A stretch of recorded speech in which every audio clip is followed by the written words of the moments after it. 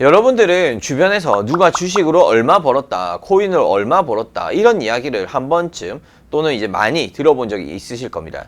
지금까지 근로소득으로만 살아왔던 사람으로서 단순히 매매만으로 내 연봉만큼 벌었다라는 말을 들으면 혹하지 않을 수가 없죠.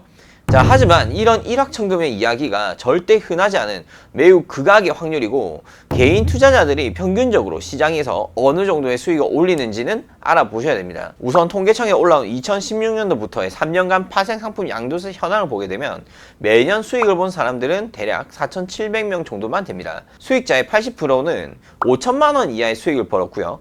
1년에 1억 이상의 수익을 내는 사람들은 단 1에서 2% 정도입니다. 저도 거기에 속하긴 하는데, 우리는 1년 안에 1%에 들기 위해서 노력하는 것보다는 3년, 5년을 두면서 천천히 누적 수익 쌓아가는 것을 목표로 해야 됩니다. 해외 선물을 통해서 일확천금을 노린다는 생각을 버려야지만 시장에서 살아날 수 있기 때문입니다. 레버리지가 큰 것은 분명합니다.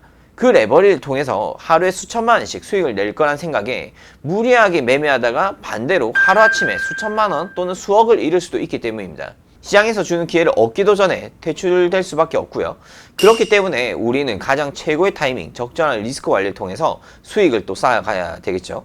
더불어 나의 매매 기법이 100%일 수는 없지만 단 70% 정도의 수익률을 보여주는지도 확인해 보셔야 됩니다. 트레이딩을 접하지 않은 사람들은 트레이더들이 그저 운이 좋아서 손쉽게 벌었다고 생각을 합니다. 하지만 트레이더들은 7할의 승률을 유지하기 위해서 순간마다 매우 신중하게 포지션을 잡고 때로는 손절이라는 정말 힘든 결정을 내릴 수밖에 없는 상황이 많이 생겨요.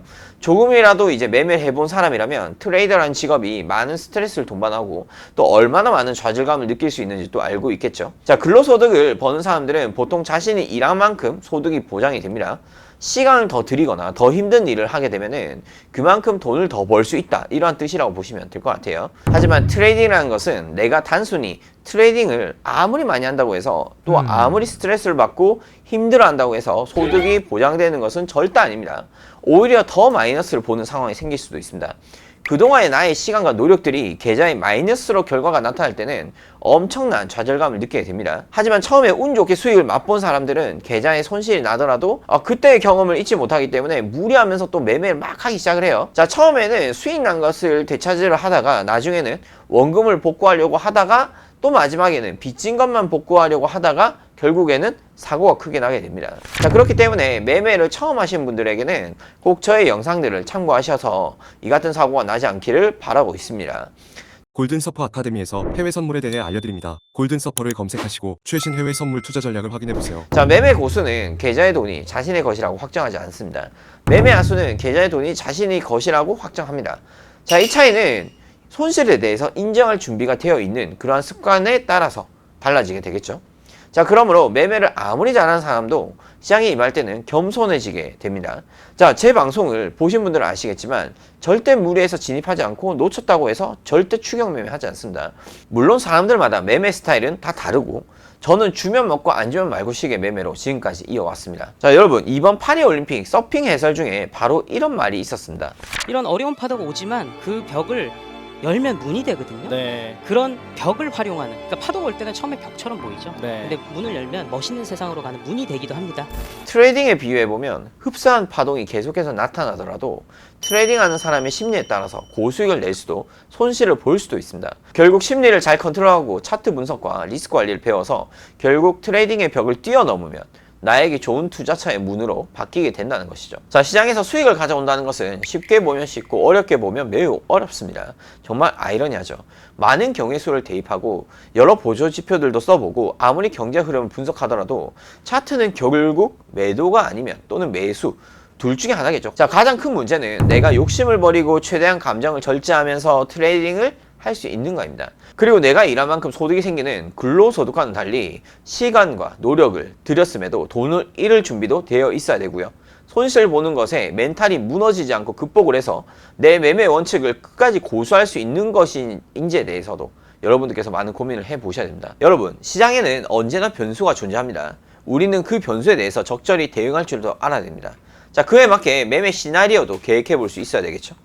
나스닥 선물 차트로 예를 들어보도록 하겠습니다. 우리는 흔히 미국 주식들이 계속해서 우상향한다고만 알고 있습니다. 하지만 자세히 나스닥 선물 차트를 보게 되면은 중간중간에 이렇게 막 꺾일 때가 있어요. 이 기간이 짧으면 몇 주에서 길면 몇 개월 동안도 지속되게 됩니다. 또 하락한 상태에서 지루한 횡보도 계속 이어질 수 있습니다. 코로나 팬데믹, 자이언트 스텝의 금리 인상, 경기 침체 우려 등 하락할 때마다 나오는 이유는 정말 다양합니다. 뭐 전쟁의 이슈도 있겠죠.